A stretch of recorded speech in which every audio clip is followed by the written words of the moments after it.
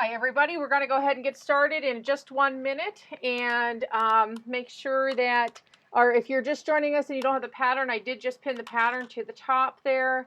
And let me say a couple hellos here. Oh, hi Barbara from Verona, and Peggy from Kansas. And ooh, hi everybody, I'm here too. Leah's here tonight. She decided to join me for my evening class, which I'm really pleased about. Help me out, read comments, and answer questions. Yeah, so if you guys have comments and stuff, you know, I'll just go right up and ask her. Hi Paula. Quicker. Help you guys out. Oh, of course. Everybody's out of state. I know, it's crazy. We had somebody on... There's Canada. Okay, well, yesterday in class we had somebody from South Africa. We had South Africa, Denmark, Norway. Yeah, that was really neat. I think England came up. Hi, Sally from Ohio. Florida. All right, hello. Jump in front of the camera here because I want to... Hi, Darlene. We could just honestly do like a road trip across the U.S. Wouldn't that be fun to pin everybody? Wouldn't that be awesome? Yeah. Hello from Georgia, Deborah. Thank you. Robin. You guys should all meet up and do sew-alongs, honestly. Well, it might be hard for Georgia to talk to Ohio on a sew. Well. Hi, Miss Darlene. There you go. Okay, I'm going to say hi right now, Betty. So one second. All right, let's do up the fabric cam. All right. Hi, everyone. This is Kimberly from Kimberly's Fabric Stash, and tonight we are making, I do this every week, a Amish Star potholder. And if you are joining us for the first time, welcome, and thank you for visiting us on a Wednesday night at 7 p.m.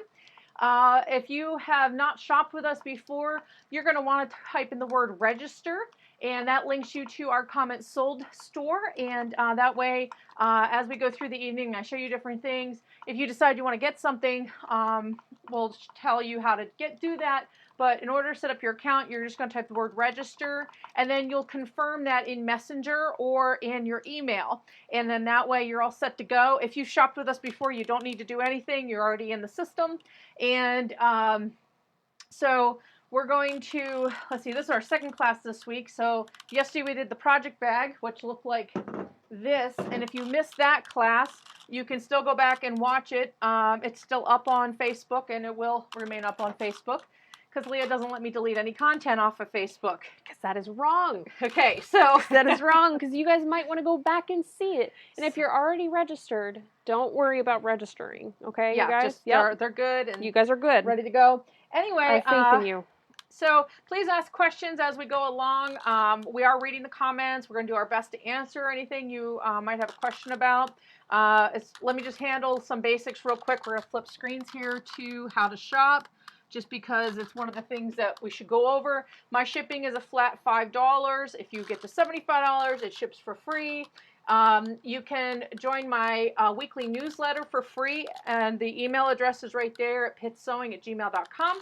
We don't spam your email. You get one email a week from me, and it's usually just updates on like new fabric, our classes, live events, a recipe, our prayer corner, those kinds of things. And then, what? I want to show them. Okay. It's okay. Yep. Oh, there's the potholder. Isn't it so pretty, you guys? It's almost like origami. Yeah, but it's really simpler than origami. VIP club. The VIP club, we'll put up the links for the VIP club. That club is also free. And there's a notepad behind that main screen there, Leah. Yep. What about it? Right, that one. Oh, yeah. Is the links for the clubs. Yes, Leah will put up the link for the VIP group. In there, we put up like weekly specials, or we have like a fun question of the day. Why is your thing not pinned? Go ahead, do your all thing. Those kinds of things. So Leah's going to do like bookkeeping things for me here. So anyway, we're going to go ahead and get started. We'll flip over to our other camera, and give me 1 second. I'll read a couple more comments, and then I'll start laying out all our materials and what we're using tonight. So again, thank you for joining me, and enjoy. I hope you have a great time sewing along. Okay, we will be right back. Intro. This one. Okay.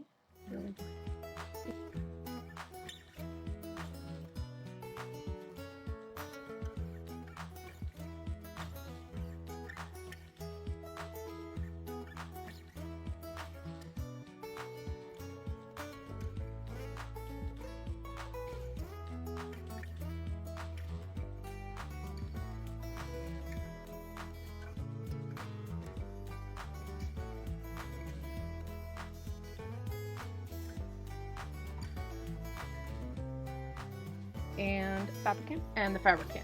No, the close-up cam. There we go. Okay, so Debbie's already asked a question, and hi Debbie from Florida. There's our gnome we're doing gnome things this month. Debbie, we are going to go through how to cut the bias for this project. So, really? Okay. Leah's sense of humor. I like that. All right. So, let me get kind of organized. Well, I am organized. Let me just kind of pull everything into where you guys can see it. And we will be zooming so that you are able to see everything that's going on. Thank you for sharing. Oh, Seneca, you are fantastic. Yeah, definitely share tonight. I forgot to put up the coupon link. Anyway, I'll go back and add a coupon at the end. And yes, if you share, that is a wonderful thing because it really helps us bring you weekly sew-along classes. And then, of course, our Friday night live show is Fridays at 7 p.m. Eastern. And we go through all the cool fabric that you just probably saw in the background. That's all new. And we do that and have some fun.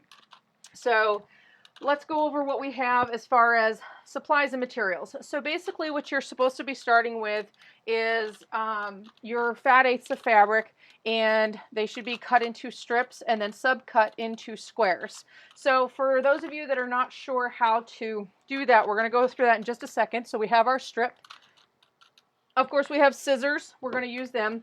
I have my Roxanne's glue based. We'll go through that, what we're going to do with that.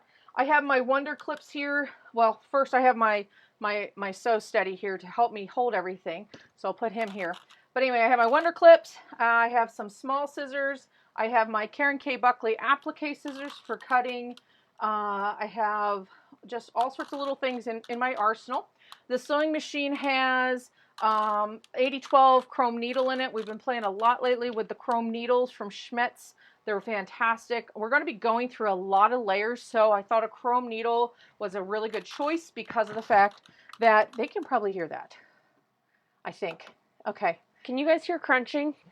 Leah's playing with a Rubik's Cube. Okay. If you guys can hear Leah playing with the Rubik's Cube, let me know. If not, she can keep playing with the Rubik's Cube. I don't want to be disturbing to anybody. Okay. At all. Okay. Yeah, I'm hearing is her like twist. This is how far she's gotten. No, showing the white side. Oh, I'm sorry. I'm working on this That's how far side, Leah's guys. gotten so far. I'm a busy woman. Is there a pattern? Yes, Yes. we will be posting that. Where is the link for that? It's right up here. Amish Star Potholder PDF. All right, I got this. Leah's going to post the link again for the pattern and the supply list. Oh, you can hear it? Oh my gosh, Okay. I'm so sorry. I'm done. Very sorry. Leah's done playing with the Rubik's Cube. Okay. Okay. So the whole first 5 minutes, all they hear is crunching. Nice job. Sorry about that, guys. All right, there's the link. I pinned it. Okay. So you'll have to work on that later. Yep, that's fine. All right.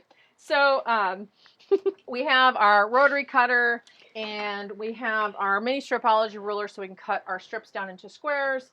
And of course we have our iron, our wool pressing mat. My wool pressing mat is on top of a piece of cardboard so I don't warp my rotary or my cutting mat that I use every day. Yes, back to the needle. That's where I was. In the sewing machine, we have our Metler 40 weight quilting thread, and then same thing in the bobbin. And I have my 1/4 inch foot on my sewing machine, and we'll show you how to get that adjusted. Of course, my pins, my awesome, beautiful pin holder, my buddy Pam so graciously made me out of a handkerchief, and I just love it. So I think that covers most all of our materials. And Darlene's laughing at you. Hi, Pam from Maine. Good job, Leah. Nice. Okay, so let's talk about cutting our strips real quickly here. Tonight I'm using the new Gnome is Where Your Garden Grows fabric. And we'll be showing that in our live show Friday night. So if you're a real big Gnomes fan, like I am, like lots of people are, we're going to be using the different fabrics that were available.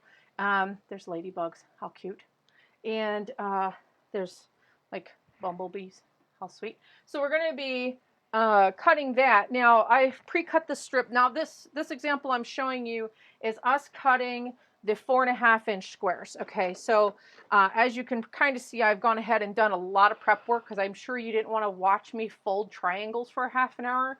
So once I got my 4.5 inch strip done here, I'm going to take my really awesome mini Stripology ruler that I really, really love, and I'm going to go ahead and place that down here, and I think you guys can still see. I feel like I'm like too far backed up here.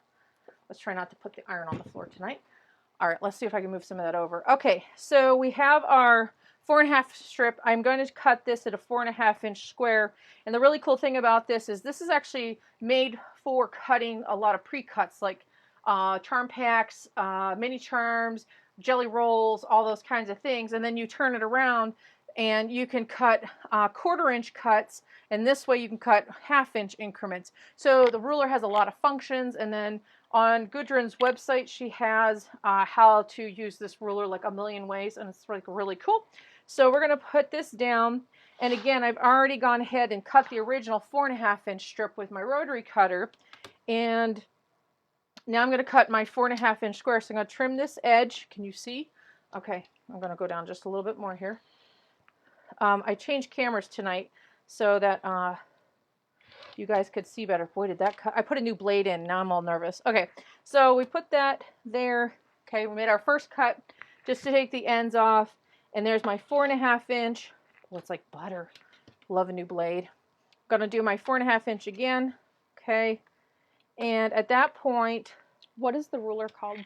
This is the mini Stripology ruler, and we do have them in the store, and I'll show you. We'll take a break about halfway through so everybody can catch up. Yep. And I'll go through the comment sold sheets so you can purchase the ruler. Okay? If you're interested. If you're interested, yes, of course. So I'm good with this for now. I'm going to set that off to the side, and at this point, I'm going to show you how we're going to prepare our squares for the hot pad. And again, I've already prepped a lot of mine because I really didn't think you guys wanted to watch me fold like 25 squares. So I have my wool pressing mat, and again, I am on a piece of cardboard because I don't want to warp my cutting mat. Otherwise, you guys would be getting really bad cuts of fabric in the mail. And I'm going to use my best press. My iron is... It's on my iron, and it is cold. So let me show you how we're going to take, and I'm going to best press these squares because I want them stiff. So if you're using a spray starch or a premium sizing or something to that effect, this is a good time to use that. And because flimsy fabric really doesn't hold what we're getting ready to do very well. Okay, so we're going to take our best press. We're going to give that a little squirt. Now, I've been reading lately of something called Quilter's Moonshine, and I don't know. I think it's something with vodka in it because there's a rumor going around, or maybe it is true, that there's vodka in the starch, in the spray starch stuff. Please do not start drinking your spray starch. No. Oh my gosh, I never thought about that. Yes, you will definitely be able to come back to this Facebook page. If you share it, you can go back to your own page and find it. Just saying. That's a really good, I didn't know that. Yeah, okay. because it shows up on your own Facebook. Okay. So yes, this video will stay up. You come back, you could slow it down, whatever you guys need. You could also click the top right. There's going to be these 3 buttons. You could click Save Video.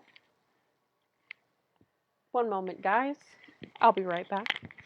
Yeah, and then you can always go back and watch it. Like some people maybe have to go eat dinner right now, and I understand that. Leah's going to step out for just a second. Okay, so I fold it. I've pressed that. I've folded it in half. So this is what we have so far. Okay, you're going to be doing this for all of your little squares. Okay, now at this point, what I'm going to do is I have the fold towards the top, and so you guys can see it. I'm going to fold down like this. Okay, and I'm going to fold down again like so. All right, and I'm going to take my iron. I don't know why Leah's, okay, hold on. Okay, very good. So at this point, I'm going to flip off the notifications on my phone. I forgot to do that. My apologies. Okay. Material Magic. Oh, Gary, thank you for the recommendation. I appreciate that. Yes, for sure. So now we have our little triangle. All right. And this, again, this is going to be my outer square, outer ring of my placement, or my pot holder. So, so that's how we're going to do that. So you would do that for all your squares. All right.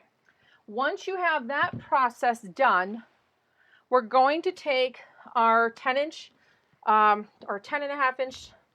What is it? 1, 2, about 11, 10.5 inch piece of muslin. Okay. So we have that already cut out. And you're going to fold your muslin, and we're going to make some lines on it. Okay?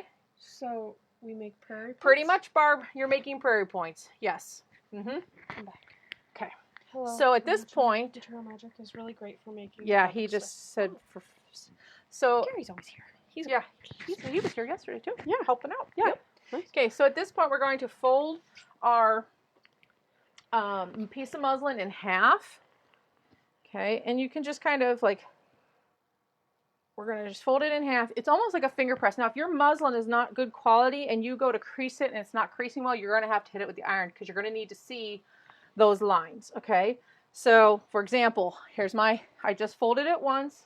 Well, now I am using really good muslin from Moda, which we do sell, but I just want to show you. Okay, so there's that way.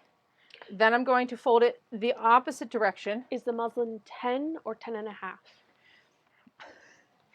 Remember, it's between. You it doesn't have to be exact. It just has to. It's a 10-inch square. If you cut it 10 and a half, you're still okay because we're going to be trimming away the excess. So it is a 10-inch square. Okay, so then we fold it the other way. All right. Well, I cut it like hours and hours ago, so I have to remember these things. All right. Sorry. Now we press that. So right now we have 4 lines. Hopefully you're right about where I'm at. Okay. Then we're going to fold diagonally. And we're going to press in that fold. Mallet said 10 and a half. 10 and a half. Sure. Yeah, I might have it in the instructions as 10, 10 and a half. It really doesn't matter, I guess. Because the circle ends up at 8 inches. So you're cutting extra a little. And then I'm going to do it the other direction as well. Okay. So I'm going to have all these creases, but they're all my marking lines. All right. So we're going to fold it this way now. Are we following? Are we doing okay? Yeah, everybody's doing great. Okay, everybody's doing great. So we're going to do that. Okay, Leah just mic'd the gnome. Hey, we got to hear his opinion. Okay. Okay. The gnome better not talk. If this gnome starts talking, Leah, I'm out of this barn. All right. So this is what your piece of muslin should look like at this point. Okay? I'll give you guys kind of a second. Hi, Phyllis. And Stephanie, hello. Thank you for joining us. All right, so we have this done here. Now, what you want to do is take your ruler. All right, now I already did this again because I didn't figure you guys want to stand and watch me draw lines for half an hour. So at this point, where you had those crease marks, you're going to draw just with your pencil, just sketch in, okay? I'll do it on this one because I'm sure I'll be making a lot more of these. You're going to sketch in right along those folds with your pencil. Okay, very lightly, just a nice lead pencil, sketch in. If you're using a Soline pencil, that's fine too. Just as long as you can see the line, because you're going to need to see the line. Are they going to have to erase it later? No, we're not erasing. The fabric's going to cover it up. Okay. Okay. So sketch all that in. All right. Then take your ruler. And from the center, measure out 1.5 inches and make a mark. 1.5. Okay, make a mark at the 1.5 inch. Okay. Go to the next one right here, to the line right next to it, and make another mark at 1.5. And you're going to do that all the way around that circle. All right. From that point, once you've made your 1.5, you're going to measure down from that line. You're going to measure 3/4 of an inch, 3/4 of an inch again, and then 3/4 of an inch again. So for total, you're going to have 4 marks coming down that line. The first one is at 1.5. From there, it's 3/4, 3/4, and then 3/4. Okay? I hope you're good. I hope you're following along okay. If you guys need us to slow down, you let us know. Yeah, because I don't want to rush this. This is an important step. So we'll kind of let you think about it for a second. Okay? But you're doing that. Now, I already did mine. You're going to do that all the way around the circle. Oh, gosh. Okay? Wow. Well, these are our marking points so we know where to lay the fabric. These are like registration marks. Okay? Neat. Uh-huh. Yeah, pretty simple so far. It's just ruler work. They had a rule that was a circle. Wouldn't that make it a little easier? No. Like a... Not really. No. Well, no, because your ruler, how would you poke through the ruler as you moved it out if it was a circle? It's easier to do it with straight edge. Yeah, holes. Well, if there's holes in a circular ruler, but most of that I haven't seen in my life. Yeah. Okay. I mean, it's an Sorry. idea, but Yeah, you don't need to be sorry. You're fine. Okay, so hopefully you're at that point. And we're going to set this now off to the side. All right, so again, it's 1.5 all the way around the first, and then 3/4 from there, 3/4 from there, 3/4 from there. All right, and all the way around. So you should have a total of 4 hash marks on each spoke. If it was a wheel, each spoke going around. All right, we're going to set that off to the side. Now what we're going to do is you were supposed to cut 5 3-inch squares, right? And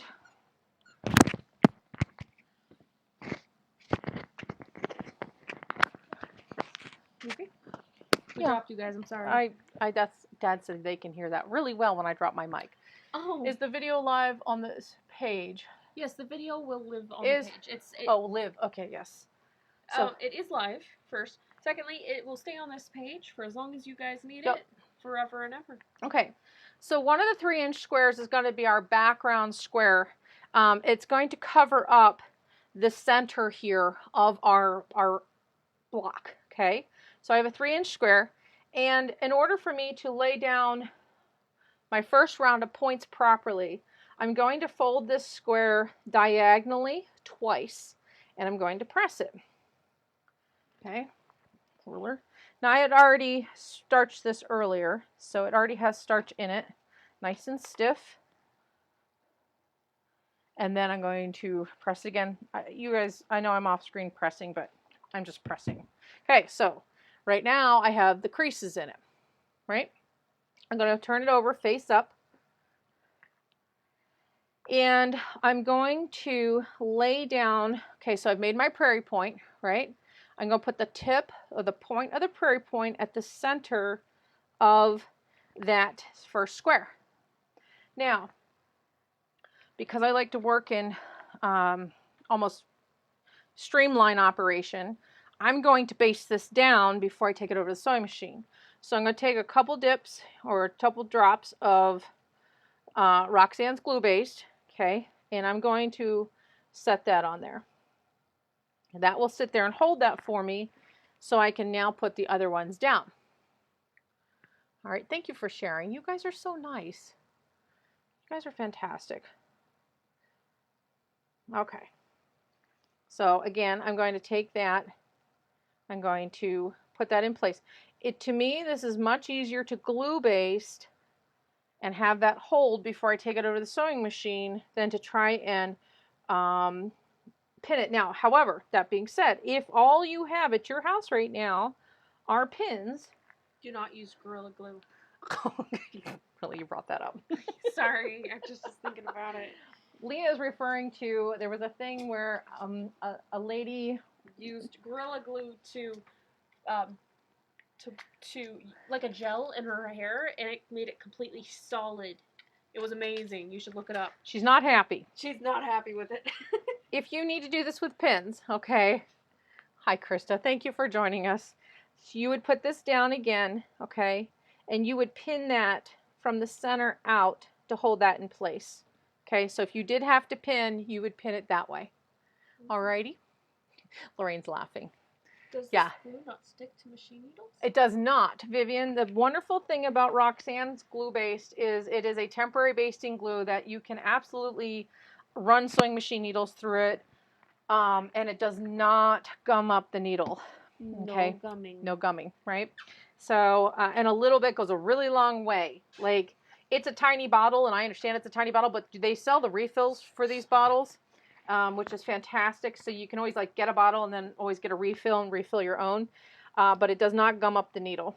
So I am going to use my glue base because I have it. All right. And, okay, so at this point, all of those are seated on that 3-inch square. I'm going to take it over to my sewing machine. And okay, the magic of turning and standing. Now, they asked me yesterday to zoom, so I'm going to zoom for them. You have to click on the other way. Okay. Oh, wow. Yeah, look at that, right? Oh. They like zooming. Can you guys see that okay? Hi, Martha from Houston, Texas. Nice. Bet you her weather's not snowing tonight. Okay. We are really zoomed in. Is this too close? Can you guys see it okay? I think they're okay. I think they're okay, and we'll adjust it if we need to. Oh, I should talk about 1/4 inch seam allowance. Okay, so. And what type of needle you're using? They can't hear you because your mic's not on you. I don't think they can hear you. Sorry. The gnome was talking. That's okay. All right. Can you guys see it okay? And what type of needle are you using? Because I saw It's that was the Chrome a 8012. Okay. Very good. Thanks, Donna. I appreciate that. Oh, hi, Grandma. Okay. So I have my handy dandy motor ruler that we are giving away this month as a birthday gift to all the orders that come in from the VIP group. So you definitely want to hop over to VIP group and claim your ruler when you make an order. And this is our 1/4 inch seam. And basically what I'm doing is I'm turning the hand wheel slowly to make sure that my needle is sitting on the 1/4 inch line.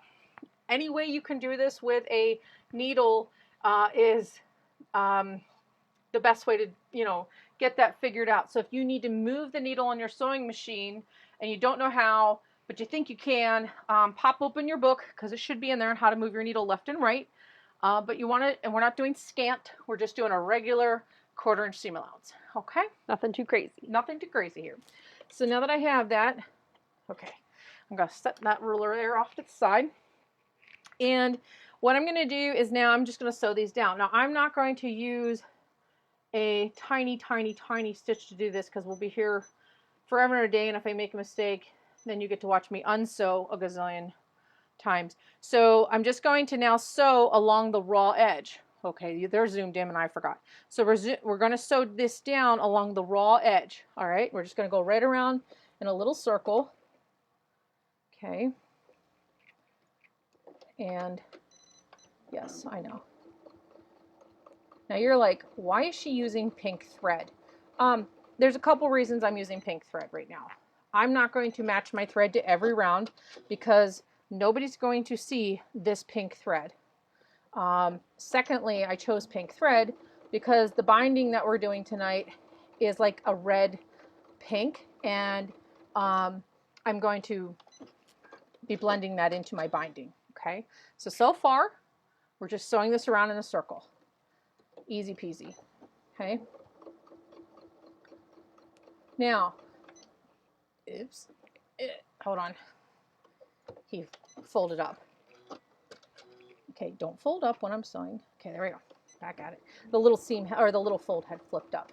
Now, this may seem like an extra step, and I'm showing to you as a two-step process because, one, I'm teaching you what this is supposed to look like. But basically, we're going to repeat this on the muslin. Okay, but I wanted to show you how we're going to place that now on the muslin. So we have that sewn around, it's tacked down, and I have my muslin here. And at this point, I'm going to place my star down in the center, which now they can't see because I have to zoom back out. Okay, so now I've gone ahead and placed this star right in where those first 1.5 inch marks are, here and here, and here and here. That is where that is supposed to seat. Okay. Dang, that's awesome. Mm-hmm. Wow. Okay. So I'm going to glue base that down. So I'm actually going to glue base this. Oh, Karen, I will go ahead and put up the link for the VIP club as a pinned comment. Mm-hmm. Okay, so anybody interested in joining, you just click the link. We don't have any questions or anything set, so once you request it, we will go ahead and approve you. We'll approve it. Oh, you're not going to give them the big lecture if they're worthy? Only if you're worthy. Okay, on Friday nights, Leah makes them seem like they have to pass some type of, like, are you a computer? Yeah. Mm-hmm. How many bikes are in this picture? Yeah, Leah doesn't do that. No, I don't do that to anybody. Yeah, the gauntlet of joining Kimberly's VIP. Can you answer the top, quilted questions? Yes. What pins does Kimberly use on Friday? No, okay. All right, so we have that down. And again, we're going to sew this again, but I wanted to kind of show you the concept of what that's supposed to be. So we're going to go ahead now and sew that down to our muslin. All right. And I'm sure you don't need to see a close-up again because you just watched it. So we're just going to leave it back. Okay. And again, I understand that this was like an extra step. You do not need to sew it twice at home. If you are,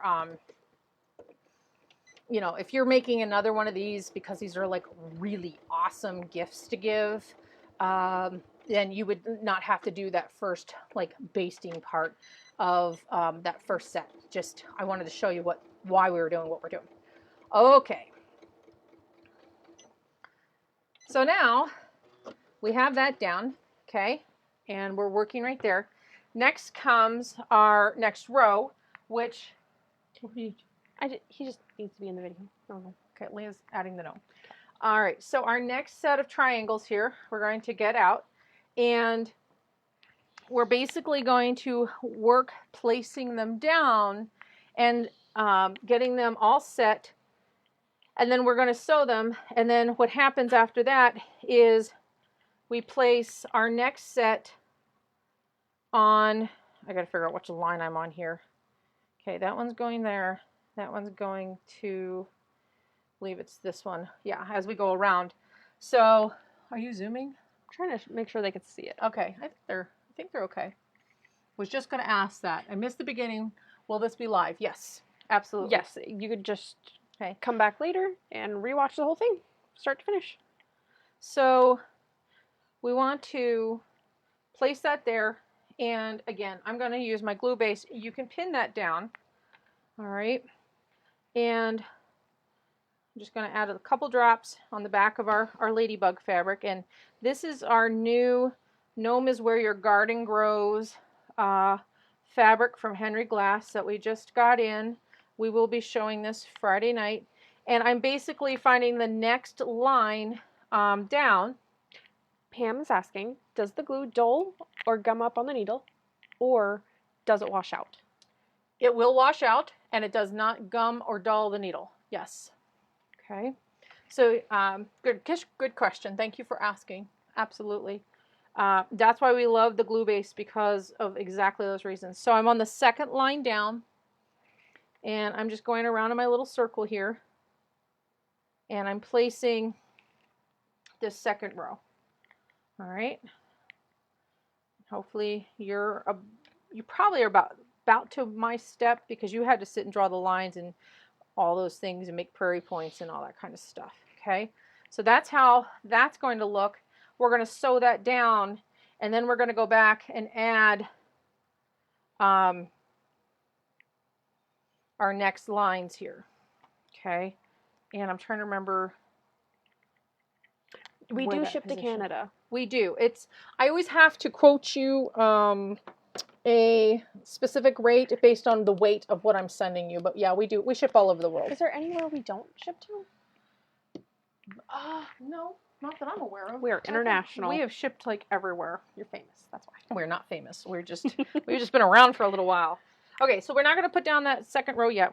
I need to look at that because I have to remember what I did. All right, so now we're going to take the sewing machine. And we're going to, again, use our 1/4 inch, and we're going to sew down those little blocks. Okay. And I don't know if they can see that real well, Leah. I'm going to zoom it in for them. Okay. Okay. So we're going to sew that one. And we're going to turn and sew this one. Again, we're just doing 1/4 inch seams. I love your nails. They look so nice. What? Your nails look so nice. Oh, thank you. Yes. They work really well with this. They only look nice because you did them, so. I love the idea of using glue-based pins. Are so fiddly with a project like this, and you'll like stick yourself accidentally all the time. And if you bleed on your fabric, what do? You spit on it. Yes. That sounds really disgusting.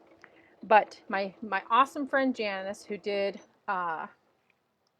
alterations for like good night 50 years, if you bleed on your blood on your project, okay, don't go around spitting on other people's projects.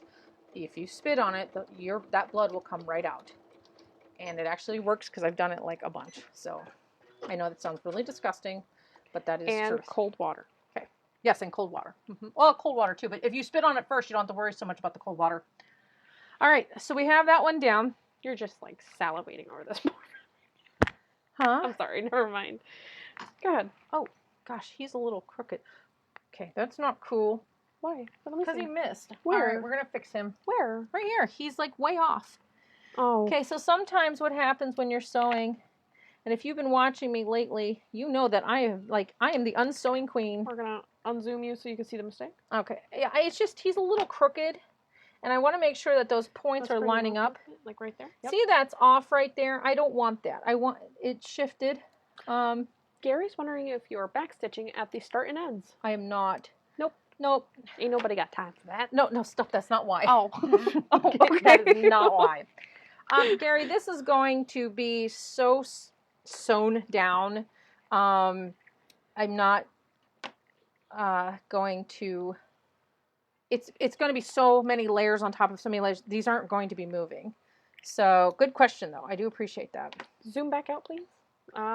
Okay. We're working on it. Give it 1 second. I hope you guys can see. All right. So, there. That's better. Okay. A little more glue base so I hope you don't can see it, Barbara. Scoochy. If you can't, okay, please let me know. Yeah, Leah's gonna. And you know what? Just because he decided to move on me like that, I'm going to... Oh, you could go this way with it. Very nice. Careful. We're okay. We're okay. Okay. They just want to see. Sorry for the seasick. If you're getting seasick from our camera operations, that's Leah's fault. Take some medicine. Okay. Get a bag. You're doing great. Okay. Deep breaths. All right. We're not trying to make everybody sick. No, of course not. All righty. Okay. Okay, that's much better. Thank you very much. Okay. Now, at this point, this seems counterproductive, but basically there is a hash mark right here from earlier that we didn't use when we sewed down our first center block. We're actually using that hash mark now. And these next pieces are going to go at that hash mark. Don't go down to the next line here. Don't go down to your third line and place that. You'll be too low, okay? You're actually on this line that we have not used yet, because ideally what you're accomplishing is that you're making all these little points going around in the circle, okay? So that's how that's why we drew so many hash marks, because each one of them has a purpose, okay? So there's that. I'm going to do the same thing on the other side. Are we sewing it? Yeah, we're going to glue base them down first. Okay. So the hash marks really come into play here. And again, make sure that your points are straight on those lines, okay? And you know, just because I'm going, maybe you think I'm going super duper fast. Well, keep in mind, I've already made one. And two, I do have a limited amount of time to get this done, because you guys, I'm sure, have things to do. And you guys could always go back and rewatch it. Right. And I don't mean to rush. I really don't. It's just, I know kind of what takes me a long time to do. That's why I kind of like pre-cut everything and, you know, that kind of stuff. Okay, so that's how that should look. And again, we're going to go ahead and sew that down. Now, little secret. Mom, can you put the corner points when you did the first part?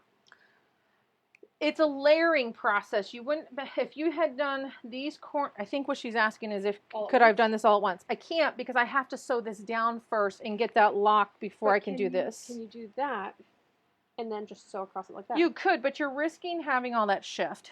Okay. So ideally you want to do it in the steps. All right. It might take longer. It's going to take a little longer. It'll look better. Now I am going to press this.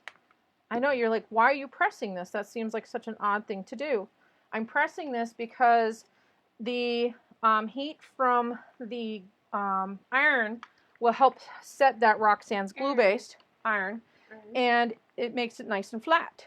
So again, we're going to go back up to the sewing machine, and you're going to start feeling the weight of this. Can they see? Okay. You're going to start feeling the weight of this pot holder as we're going. It's kind of crazy how heavy this starts to become. Again, we're going to be going through a lot of layers, so if you're sewing this, make sure bare minimum you have an 80 needle in.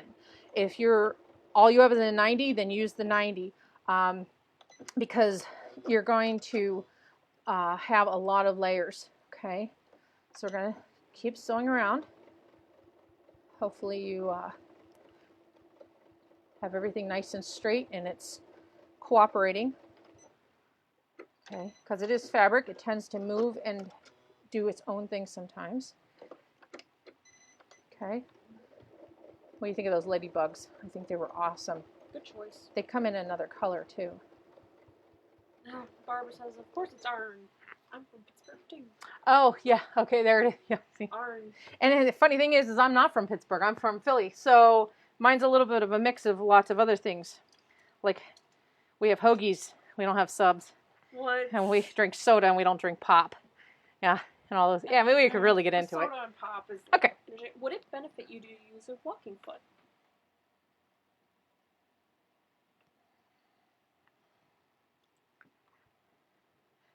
That's what they're asking, Mom. You could use a walking foot. Absolutely. You could.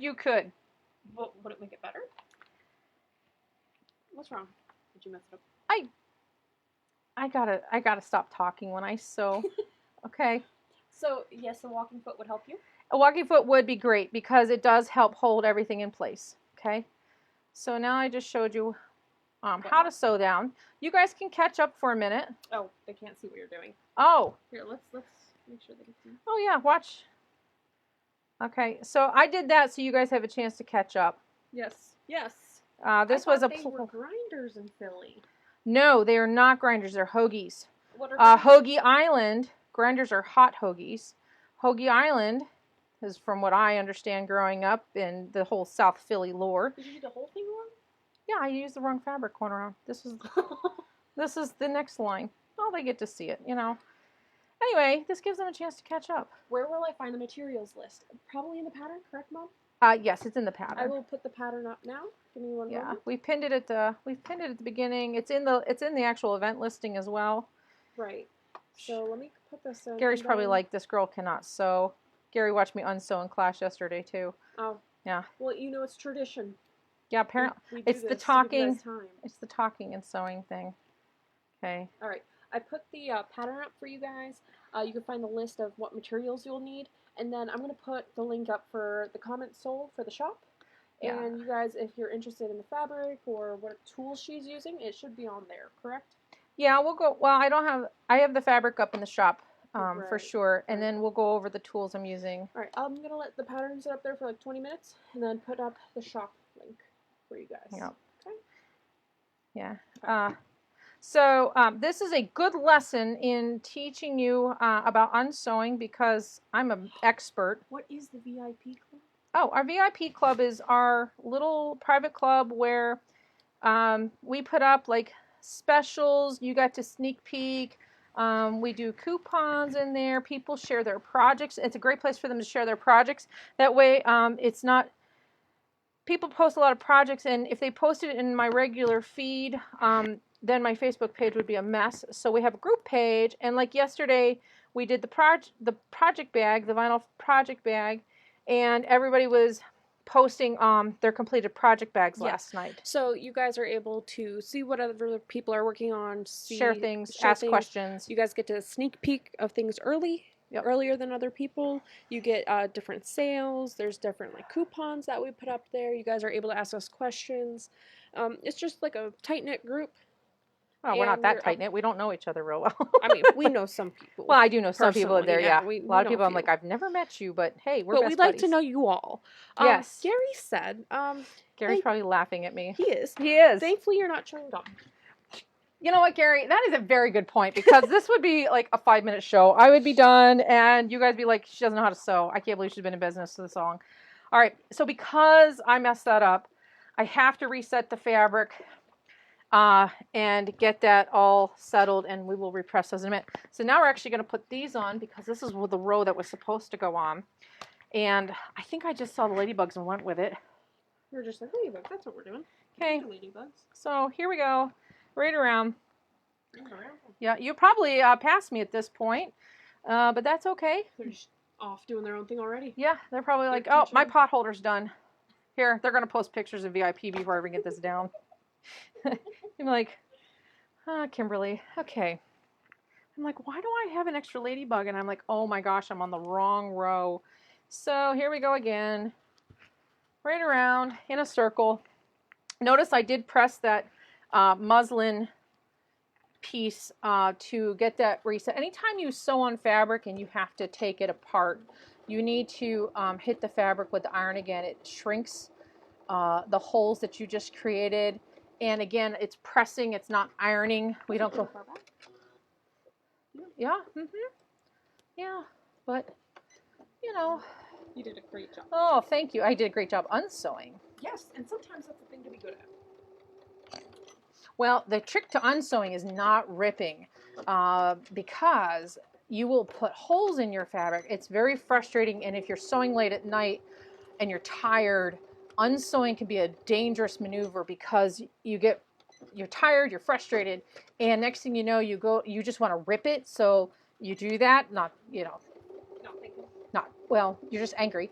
And next thing you know, you've ripped your fabric or you've put a hole in it. Or you're not angry, you're not frustrated, and you're just unsewing along and the seam ripper or whatever you're using cuts through the fabric. And you're like, what just happened? So unsewing is a tedious but slow process. Okay, here we go again, around that corner. I'm actually going to get this properly done. My apologies for the delay. Okay, we are still doing that part. Darlene says, I love 3-color. The 3-color kind of. Oh, okay, thank you. Yeah, now, oh yeah, let's talk about the color for this.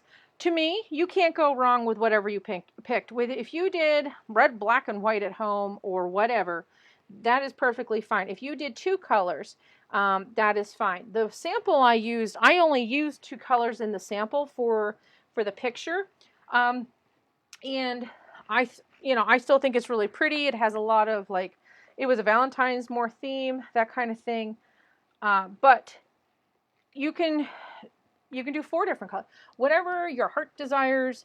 This is not something that you can mess up with colors. And here's the thing, if you hate it that much, give it away. Somebody will probably like the colors you picked, because the world is a big place, and you can always make another one. Debbie's asking if that is a 3-inch square, 3.5-inch square. The center square was, I believe, 3 inches, and all the green, the screens. Oh, the red one going around that I'm using right now, I believe is the 3.5. Lee, if you pop me over to that PDF real quick, yes, I can look at it. No, not that one. The PDF. Oh, I mean that is the PDF. All right, where do you need me? This one? Yes, color B was 3.5-inch squares. Good question. Oh, okay, that's the phone that's not supposed to ring. Leah's going to hang that up. Or she's going to answer it. Okay. Oh, okay. All right, next line. Now we are absolutely on to our ladybugs. So again, I'm going to reset my ladybugs. Okay, we're going to pull out the original strings and we're going to press them because the sewing machine has distorted the fabric, and as much as I hate standing here pulling out strings because it's... Did you do it again? No, no, I actually got that row down correctly. Let's zoom them back out here. As much as I like sewing... any recommendations for what colors go where? IG, I don't know what that means. In other words. Darker on the outside or inside? Personally, I think it would be better to be lighter on the inside. Really? Go dark, light, See, I like, dark, light. Okay, it's an opinion then. Like a flower. It's supposed to be white than the dark purple flower. That's completely up to you. But it is up to you. And I hate telling people, oh, just do whatever. But it's a potholder. And you know what? The best way to do that, to be honest with you, is to take your 4 colors and lay them out in a line. And then decide... Your eye will start naturally going towards the ones that maybe pop the best. And at that point, you can start deciding, oh, this is the one that I should have in the center. Or this is the one I want on the outside. Maybe, like in my case, I wanted the gnomes on the outside. So guess what? That's where they're going. If you are trying to showcase a particular piece of fabric, then leave them for the bigger areas. How is that for an answer? Typically, though, if you want to do like a search on the internet of what colors go well together, you can do, a search of what goes well with purple, what goes well with red, those kinds of things, because there's a lot of, you'll be able to visually see then what colors go well. Now, we are on the, we're on the hash mark, the third hash mark that we drew. So we're on the third hash. And where are we at on our time? Okay, I'm still doing good. You're doing all right. Okay. Yeah, there's no rush. Well, I still have to do binding, so. No, there's no rush. Yes, but, people need to go to bed at some point tonight. Midnight sewing with Kimberly. Yes. Yep. Absolutely. No. Yes. They don't want to see me yawning at 11:30. Deliriously sewing. Yeah. Yeah, if you want to see me really unsew, come join me at 11:30 at night. No, I'm joking. Anyway. You just have a pile. So I am resetting my Prairie points that I had sewn because the sewing machine has distorted the fabric. He uses a color wheel. Okay, yeah, a color wheel. Great suggestion. Absolutely. Color, if you are new into sewing or new to quilting, color takes some time. And unless you are naturally talented, which a lot of people are, and then there are a lot of people are not, sometimes it's good to buy things if you see them in collections, maybe not the whole collection, but if you see a collection of something, get 4 of those prints that typically the manufacturers put them together for you. Okay. Linda, we are putting glue-based it. It's a temporary. Roxanne's glue-based. Yep, Roxanne's. Yeah, it goes directly onto the fabric. No, it does not gum up the fabric. Oh no, the needle. The needle. And it does wash out. Yep. Okay. Sign. Well, we'll put it is in the description too in the store, like all the cool things about Roxanne's. So yeah, so color is something that takes some time to develop. From time to time, we do color theory classes, and we discuss how to coordinate different things to get different looks. Like we did if you go to my YouTube page, Kimberly's Fabric Stash, we did a color theory class back in the fall, and we talked about how pairing different fabrics will give you different looks, like an eclectic look or a sophisticated look or contemporary look or whatever. So, but like I said, this is something that we're not going to lose sleep over as far as our color selection. Play with it, enjoy the process, and just have, this is more for learning how to do it. And then, like I said, make a whole bunch of them and give them away as gifts. And the ones that you love, keep for yourself or whatever. Or give the ones you love to somebody that you love. This is one of those gifts that I'm telling you now, if you get to where you make 5 by June, that's 5 presents that you already have made for the rest of the year, for maybe Christmas or Hanukkah or birthdays or anniversaries or whatever. Maybe your secret sister in your quilt guild would love to get one of these. So can they see what I'm doing? Yes. Okay. Yep.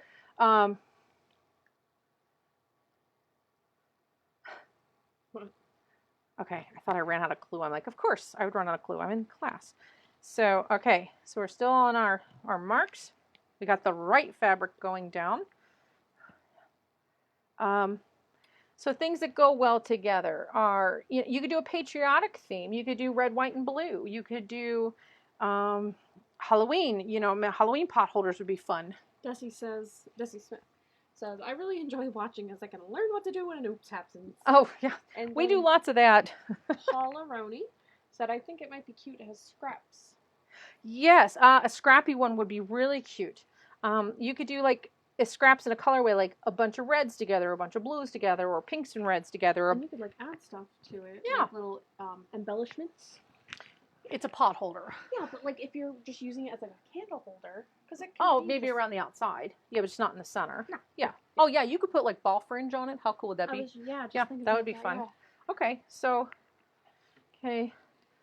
yeah, stick with me long enough. You're going to watch a lot of mistakes and how to fix them. So the best way to learn. I'm good at that. No, I'm joking.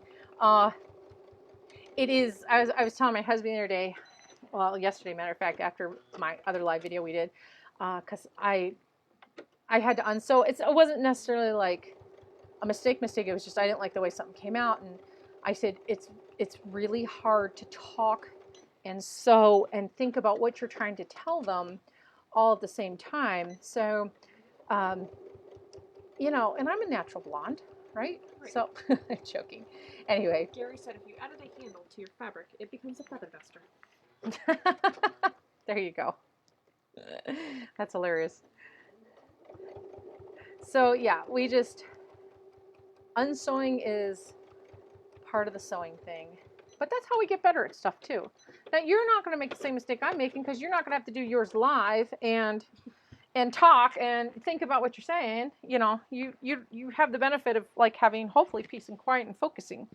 Okay, last round. Here we are. Like, how fast was that? Oh, we're doing a fourth color. Yes. That's cute. Yes, this is the actual gnomes. Okay, hold on. I got to open. Well, you guys saw the strip, didn't you? These are gnomes in clay pots. How sweet is that? Cute. Yeah. Okay. Last round. Then we're going to get out our magic bowl. Well, no, we're going to sew it down, and then we'll get out our magic bowl. Okay. So, there's that. Hopefully, you guys are doing well at this point. I hope that I haven't deterred you from trying this project just because I skipped around. Hopefully, you didn't walk away and go, yeah, that's it. I'm not making a pot holder. Make the pot holder. This is not difficult. It's one of the easiest sewing things you can do. I know I just made it look difficult, but because I had to unsew, but make the pot holder. It's fun. Oh, look at those. Look, hold on. Oh, they are perfect. Where are they? See the up. elms? How cute. Okay. All right. Lining everything up nice and straight. All our points nice and straight. Okay. So, Nydia, I am going to put the link up here for you. Give me one moment, and it will be pinned in the comments. All you do is click on it, request to join, and I will approve you. Oh, you got past Leah, the approval queen. I'm joking. Jeez. I'm joking. Okay. Can they see what I'm doing? Maybe. Yeah, maybe. Well, no, can they see what I'm doing? Should I bring that in? Oh, you're fine. Oh, fine. okay. Let me get this 1 second. Yep. Okay. And we're going to zoom back in. Sorry, guys. Vertigo there. Okay. I feel like they're on a ship. All right. We'll do this last round. We'll take a little break so I can show them the products that we're using on the comments sold. And that way they can write them down or they can shop. And then we'll go ahead to our circle steps and all that. Okay, and we do have more classes that I will be listing. Next week is our Shamrock wall hanging class on Tuesday at 1 p.m. Eastern. Again, all our classes, even though you might miss a live, we have them up for you to view after the fact. And I am working on also posting them over to YouTube. So if you have a YouTube account and you know, you'd rather sit and watch it, because YouTube, you can always like save it into your YouTube and then go back and watch it. My YouTube page is Kimberly's Fabric Stash, and you can, like I said, you can always go back and watch it over there. So it takes me a couple days to get it over to YouTube because a lot of stuff I have to do for YouTube to post it to get it right. I mean, I could just throw it up there, but we don't want to do that. We want to give you like chapters so you can like skip around and all that kind of thing. But we do have YouTube as well. Right. Okay. Yeah, so that's pinned in the comments, you guys, if Okay, you guys thank you. are looking. Oops. All right. How cool. Oh, goodness, you got creased. He is a creased gnome. Okay, we don't want a creased gnome. I wonder what happened to him. Doesn't matter. Had a rough time. Too much pressure. Too much pressure. Made him full. He's gonna crack his little clay pot. Oh. All right. Poor little thing. All right, so we've gone around we've hit all of our hashes. Okay. Hash sleeve, slasher. I'm gonna hit that with iron just to kind of hold that in place. So Roxanne's can be ironed to help even hold again. Again, if you're at the point I'm at, you're noticing how heavy this is getting. Oh, well, thank you. You know, Paula, I can't take credit for the colors only because I'm not Shelley Kaminsky, who designed the really cool gnomes line for Henry Glass. I just picked it. Okay, Kathy Vaughn has a question. Yes. What if you use the back side, no lines down the middle? What does she mean, hon? What if you use the back side, no lines down the middle? No lines down the middle. Okay, we're trying to figure out. Oh, that way. Yes, you could, but if you don't, I'll show you why in just a second. Because we're going to be using the lines. The lines are important. The lines are important. Why? Because we're going to sew down those lines. Yeah, but can't you just find the middle of the... Well, it hides the thread. If you don't sew this down, if I had these flipped all over, then you would see the lines going through all the pieces, and you don't want to see the line. That was fair, and that is a personal preference if you guys want to do it that way. Yeah, but when I go to sew through this, you won't be able to see the final stitching line. Now, if you're going to use a decorative stitch and if you don't want the folds and you want to use a decorative stitch, you can do that. Deb Birch is wondering. Hi, Deb. So second row is 3.5 inch square. Yes. Don't do what Kimberly did and put down the wrong row. Will there be a replay, Nancy? Yes. You can once we end it or whatever, you can scrub back through. Isn't that what you always tell them? Scrub back through. You can scrub it back. Okay.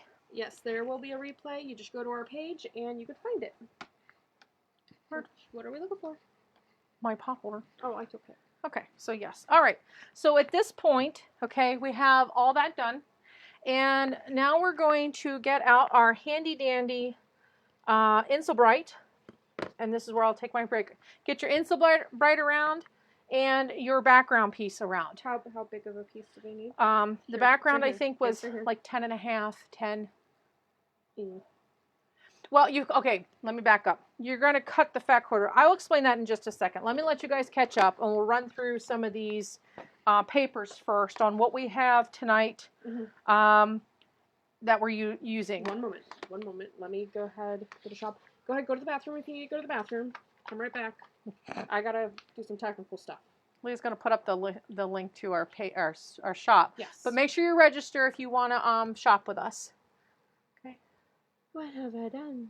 You copied and pasted it. I know. Okay. Give me 1 moment. So, if you are if you wanted to pick up the mini Stripology ruler, you're going to in the comment box you're going to write sold strip, and that will put the mini Stripology ruler in your cart. Please tell me I didn't. Okay. Okay. This is nerve-wracking. If you are, we haven't got to them yet. I use the Karen K. Buckley scissors for some of the trimming I've been doing. So you would comment the word sold and sharp. The comment sold link is down in the comments. It's pinned there. If you need to pick up a pack of Chrome 8012 Schmetz needles, you would comment the word sold and then sews. The holder that I'm using to hold all my accessories, these come in different colors. That was the pink. You would comment sold perfect because it's like the perfect holder. It's all silicone on the inside. It's really cool. And they come in mint, pink, aqua, and white. So you would comment sold perfect and then the color mint or pink or aqua or white. Okay. And if you, now we haven't showed this just yet, but I'm going to tell you we're getting ready to. We're using Insulbrite, and our Insulbrite is $3 for the yard. It's, I forget how wide it is. I think it's like 24 wide. So you would comment sold ouch, because Insulbrite helps your fingers from getting burned when you're pulling things out of the oven or burning a table. I know, real creative there. And then we're going to be using our Wonder Clips. Also, we used them yesterday in class as well. And 10 count of Wonder Clips are $6.99. And you would comment sold hold, and I'm going to show you in a few minutes why we're using them. Okay, so if you missed any of that, we'll go through that at the end again. Okay, so in order to do the background piece, let me back up here for a second. 1 moment. Yes. Can I explain to Nydia how to register? Oh, okay. I'm just going to explain to everybody how you register really quick. Okay, so all you're going to do, if you're not already registered, is you go into the comments section and you type the word register. Click enter. That'll pop up in the comments. Okay. Then what will happen is you will either get a notification on your Facebook Messenger or in your email. Go to your Facebook Messenger, set up an account. It's free, okay? You click the link, answer, your first name, your last name, your email. Then you come back to us. That means you're registered and you're approved. And then you come back. And when you're ready to order, you type the word sold space whatever the keyword is. The keyword, for example, the highlighted word is always going to be the keyword. See, for this is hold. Hold. Exactly. And then you could type the quantity you want as well. If you guys need further explanation or you have any trouble, let us know. Message in the comments and I'll help you right out. Okay, so in your instructions, you have a fat quarter that you're going to be using to cut your background fabric and your binding strips, okay? The first thing I found to do that was helpful was to cut my binding. You're going to cut that on the diagonal because we're going around in a circle, all right? So you're going to put your ruler down, or however you want to do it, and you're going to cut the diagonal and then move that piece out of the way, all right? We're going to cut our binding strips from that piece. Then at that point, you're going to cut your 10-inch square out of, okay, so now it's going to look like this. This is what you have left, all right? Okay, because that piece went away. Now at this point, you're going to cut out your 10-inch square for your background. What? Yeah. It does this? What? Yeah, it sent that by itself. Okay. That's strange. That is weird. So that is how we're going to get our 10-inch square out of our fat quarter. All right. So cut away that piece. Now we're going to use that in a minute to cut our binding. Again, we're cutting the binding tonight on the bias because we're going around in a circle. Okay. And then at that point, we can go back and cut out your background piece. Okay. Let me know if you have a question on that. Okay. All right. Now we have our Insel Bright. We have our background piece. And we have our top. This is our gnomes. They're hiding in the flowers. How cute. Right. Okay. And we're going to lay that all down. Just like Insel Bright doesn't have a right or wrong side, so you know. Right? And we're going to lay that on top. Okay. And at this point, Debbie Larson, not to call you out, I'm not sure if putting a dash in there works. If it works, like check your cart, make sure it's in there, because I don't want you to miss out. That's all. We might be able to check her cart. Is there a fabric kit? Why'd you just slam the table? I was like passionate about it. Okay. What do you mean, a fabric kit for this project? Like, what do you mean? Did I cut a bundle? Like, hold on. Are you meaning a kit for this project? Oh, Sharon, I didn't cut a kit for this project. This is just 1/8 yard cuts of the fabric from our Gnomes is Where the Garden Grows line. Why did you just because the lighting is looking a little... Okay. Here we go. We're going to move it right here. Okay. Sorry, guys. So now I have, okay, so backing, Insel Bright, my top. All right? What direction is the Insel Bright facing? It doesn't matter. There's no wrong side to the Insel Bright. Okay. That was just a me question. Oh, okay. I thought that was their question, but yeah. Okay, so at this point, I'm going to take off my 1/4 inch foot and I'm going to put on my applique foot here, my open toe applique. You can also switch over to a walking foot. If you've already been using a walking foot, that's fine too. But I am switching over. Just remember that when you switch feet on your sewing machine, to switch your stitches, there's a lot of times that we're sewing on a 1/4 inch foot and we might move over to a different foot and it might be a problem, or you're on an applique foot and you go to a 1/4 inch foot and you go to slam that needle down and you break your needle. Just always pay attention to your needle changes, or your feet changes. Okay. All right. Yeah, I'm going way in here because I have to be able to see what I'm doing. Good. All right, guys. So here's how we're doing this. At this point, I have all my 3 layers layered. And I'm going to sew right inside of the line, okay, and right straight across. And I'm going to do that this way, this way, this way, this way, and this way, all right? This is a slow process, and this is what's going to hold everything together. Does that make sense? Hopefully that makes sense. Yes? Okay. So nice and easy. Here we go. And we're going to hope for the best here. Oh boy, that stitch length is like, we're going to be here a year. Okay. Sorry, had to change stitch length. Okay. Yes.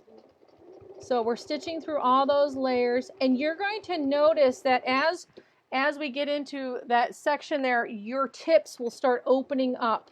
That is a normal occurrence. Nothing's wrong. It's just the fabric is moving because that's what fabric does.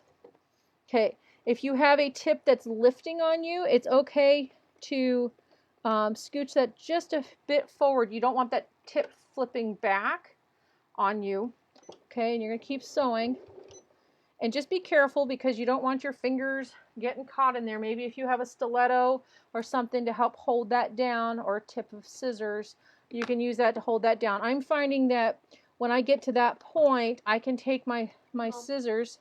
We have a few questions here. Oh, okay. Okay, first question. How did you create the top, or did I miss something? Rosalind, you're going to have to go all the way back to like the beginning. Once we post this live, go back to the beginning. You'll see how I put the prairie points down. They can still go back right now, actually, and see. Oh, they can? Yes. They can scrub back now? Yes. Tell them how. Okay, you would just scrub back in the video. You would... Hold on. Let me get... also, Gary's wondering what stitch length Gary, I'm on a 2.5 stitch length. All right, Rosalind. Okay. So if you're trying to go back in the video, all you do is you hover the mouse over the video. You'll see this red line show up. You click on the little button that shows up. It looks like a circle, and it's moving along because it's a live video. And you grab it and you drag it all the way to the back until you kind of see how she's setting up the top. And the instructions are pinned throughout the... Right. Now, if you're asking about the layering, just scroll back only like 3 minutes. Oh, for the batting, the back. If it is, yeah, if that's what she's wondering. Yep. Okay, I just like sewed down a piece of string there. We'll pull it out. It's okay. Okay. So it's a little bit of a precision work kind of thing when you start on the other side of those points, because you are trying to keep them from flipping up, but you'll get it. It's just, yes, put your foot down. Okay, there's that one. So we're just sewing right in those lines. And if you go back and look at it, you can hardly see those stitch marks. Ugh. Well, again, I'm using pink tonight, but typically if you're matching up everything, you're going to hardly see. And it really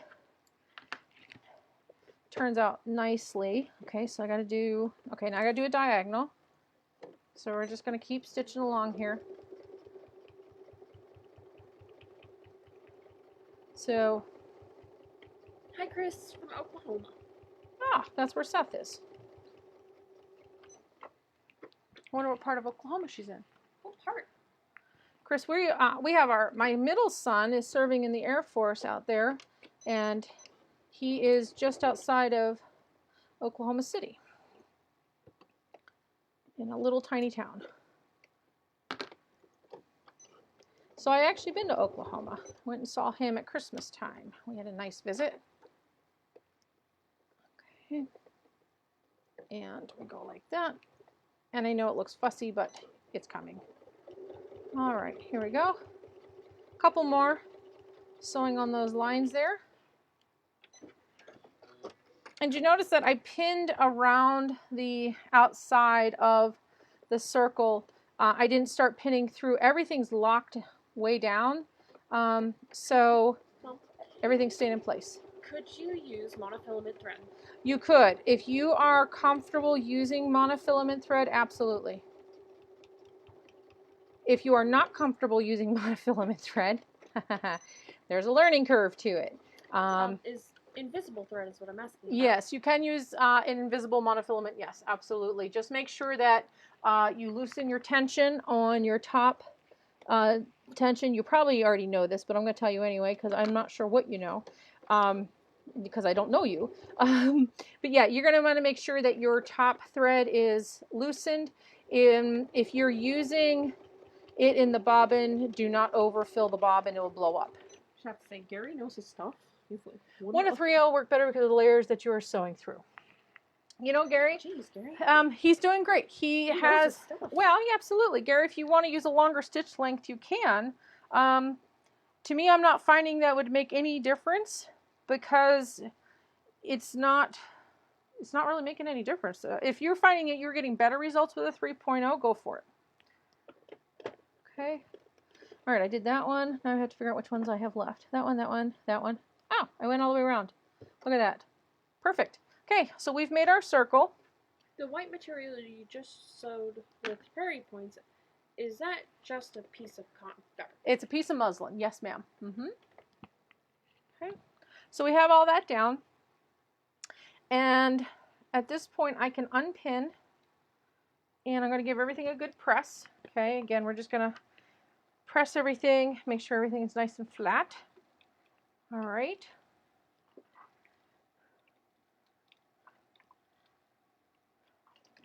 Okay, so here we are. Okay, Leah, let's zoom out because I'm like, yes, ma'am. We are way too close. These poor people are like, what is she doing? We can't see anything. Okay, we're good. Just like that. There we are. Okay, so we have stitched through all our centers. Everything is stitched down. Okay, now at this point, we are going to take, okay, in our instructions we had use a polyester and monofilament. Yeah, not nylon.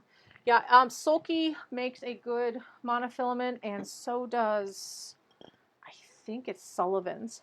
Okay, so in your instructions, you're to get like an 8-inch bowl, okay? And we measure that. You lay the bowl down on like a grid, or you can measure across with a ruler. Where's my Stripology ruler? That should have 8. Oh, it has 7, of course. So, so you would measure across, so it's 8 inches in diameter, okay? And at that point, we're going to flip our bowl over. And what we're looking for is to make sure that it's like right along that seam line, okay? That we've been sewing with our points. We want that just like that, because this is going to give us our line for our binding. This is why we're doing this. Oh, wouldn't you want to use cotton thread since it's a potholder? Heat could melt the thread. Oh yeah, yeah. So you don't want to use monofilament. Thank you for bringing that up. You're right. Don't do that. Did you do that? No, I use regular cotton. Oh, okay. Yeah, I'm on cotton all the time. Didn't think But about that is if it's going to be a candle mat, you can still use the monofilament. So there. But if you're definitely going to be using it for a potholder and heat and all that, yeah, bad idea. Thank you, Gail. You're brilliant. Okay, so I'm going to take my pen, and I'm just using my friction pen here. I'm just going to go draw around the outside of my bowl. Okay, are they seeing that? Yeah, okay. And again, I'm just making sure that I'm going to catch, this is giving me my line for my batting. Now, I can tell by looking at this, my bowl's a little big. So, yeah. Because it's like closer it's a little big here than up here. So you can see here that my line is quite a bit away from this edge, okay? So I would probably, if I was going to be in the house right now, go find a bowl that was a little bit smaller so that I was catching like this edge more as I'm coming around in a circle, okay? However, being me, nope, those aren't going to work. They're way too small. Yeah, it's okay. I'm just going to sew it down. I know how to fix myself here, like, because I know what I need to be doing. Yeah, no, you're doing great. Okay. So I'm going to just go back and kind of fill in my own circular line because I have my bowl is just a hair too big for where I'm at. Okay. If you're in the exact same situation, basically what the whole point of the bowl is to give you a line to follow for your binding step. Now, typically in quilting, we would cut away all this excess before we put the binding down. We're not doing that this time. This is a completely different, won't your binding hide the white? Not where I plan on putting the binding, Pam, because I want the binding to be, because basically the edge of the binding is supposed to be like here, and if I sew that 1/4 inch line, I'm going to have a gap, all right? So no, I want to make sure that that binding is going to be covering just inside where I sewed those bottom seams. All right, does that make sense? I hope that makes sense. What I'm saying is if my raw edge of my binding is too far away from this, when I go to flip all that, it should be it should be right up against there because I'm going to sew this down, and when I go to flip it, I don't want to see that pink sewing line. All right, so yeah, so it should be like right up against. If you can't find a bowl, that's the concept we're looking for, is to be putting our binding down pretty much on those stitching lines that we did sew. And in this case, because fabric moves and life is not perfect, our bowl is too big. So how do we make bias binding? Let's talk about that. So as earlier, that you had that fat quarter that you cut on the diagonal. Now we cut a 2.5 inch wide strip, okay, and I cut 2 only because I always want to make sure that I have a little extra. So basically, in quilting world, and I showed this in class yesterday, to make proper bias binding, you're going to lay the one strip horizontally, the other strip goes down on top vertically, like that. Of binding and total length? This is 2.5 inch binding, and I believe when I measured it out earlier, it was going to come out to be 18 and 22, was that 40? So I am going to be making like a whole bunch of binding, but like I said, I like to have a little extra. I don't like leaving myself short because I have to do a join, and I'm going to do a proper quilter's join. So I have it set like this, okay, and turning like that for you. Okay, I have it set like that. Can you see that? Yeah, they can see that. Here, and now I'm going to turn this 90 degrees, and I'm going to sew a diagonal line. Now, if you're new to sewing or quilting and you've never made binding before, this is a quilter's binding. In a lot of crafts, they would take this end and it would be cut like straight, and they would take this end and that would be cut like straight, so to speak. They would smash them together and sew a line. That's fine for crafting world, and maybe you do that even with your quilts, and that's fine. I've just been shown differently, and it's how I teach. So we have now a join in our binding. It's a diagonal join. I'm going to press that because I want it nice and flat. And then I'm also going to now press the binding so that One moment. it's folded in half. There we go. Okay, so now I'm going to fold my binding in half now that I've made the join. I'm going to fold that binding in half. I'm going to give it a good press, okay? Nice and flat. And I am going to hit it with the best press because I don't want my binding flimsy. I don't want it going all over the place.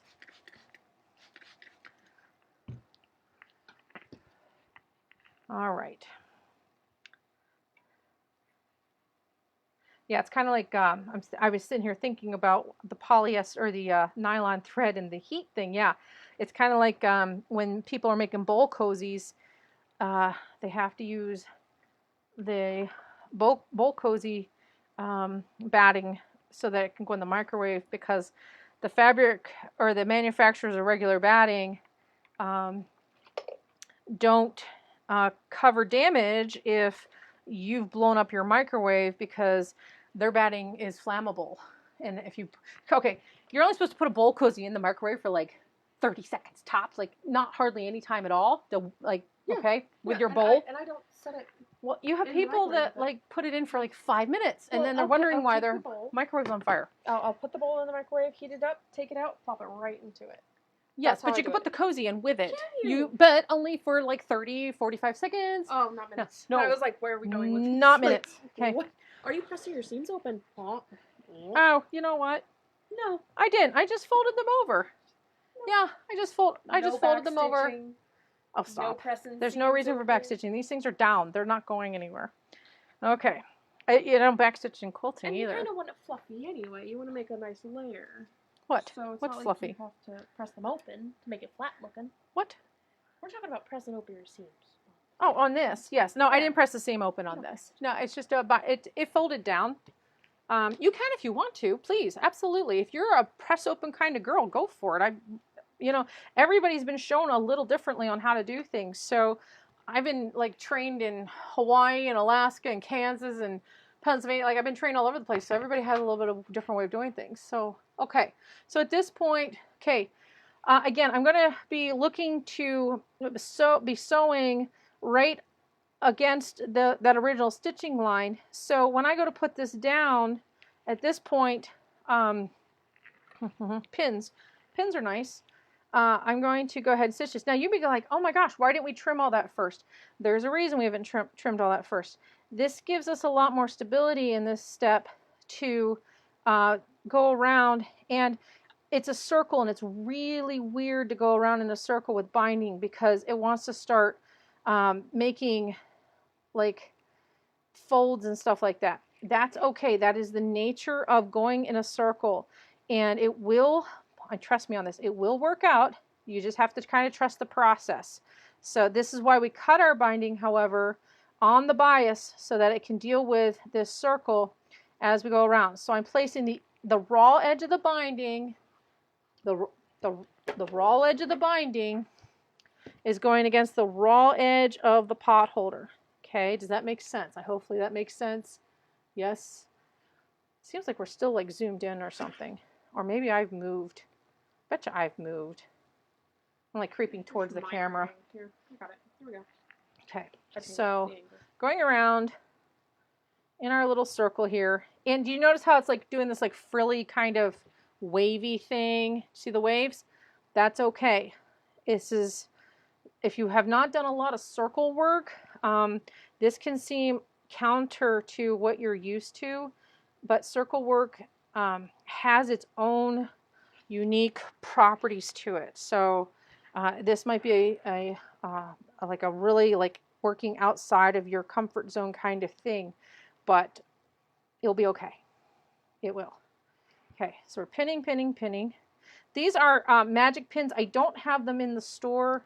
I forget to order them from time to time, but they're good little thin pins. They're not like super heavy duty. They're good for just small projects. They have these little grippies on the end. Hold on. They have these great little, where's my camera? They have grippies on the end. Okay, so when you're sewing along and you need to pull them out quickly because maybe you're like afraid to sew over them or whatever, you can pull them quickly from the sewing machine.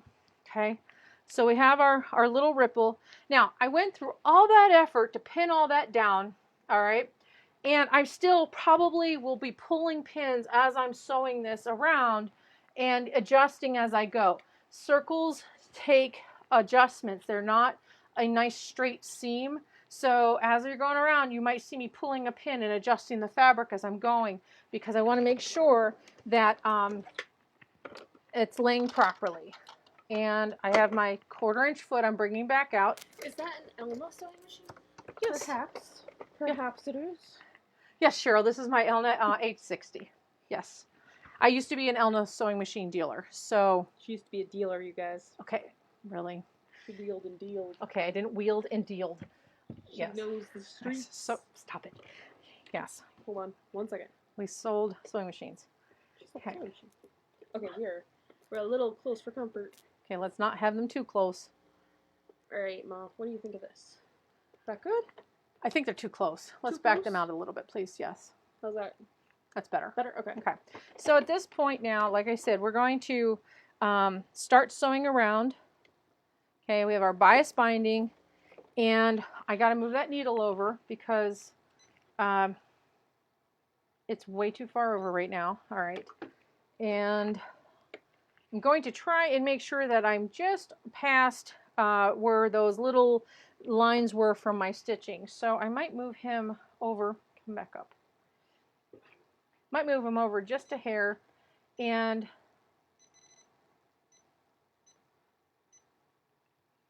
yeah, okay, here we go. And again, the stitch length on this, I'm going to take it up to like a 2.6, 7, somewhere around in there.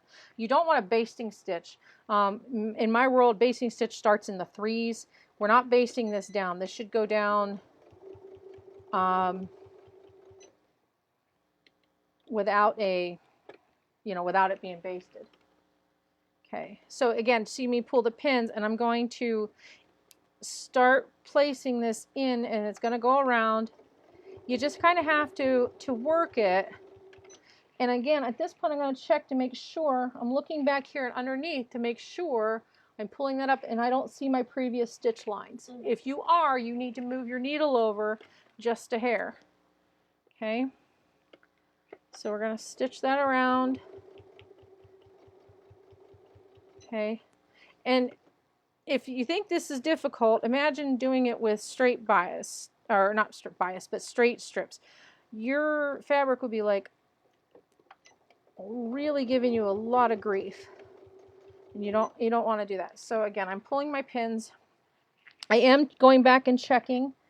I'm pulling that up. I'm constantly checking to make sure that I'm over those previous stitches, that when I go to flip this, it's not going to show those stitches if I'm successful. Not understanding why you would need to use a bowl if you could just use the seam line. You can. The bowl just kind of gives you a line to follow, like to butt that up against.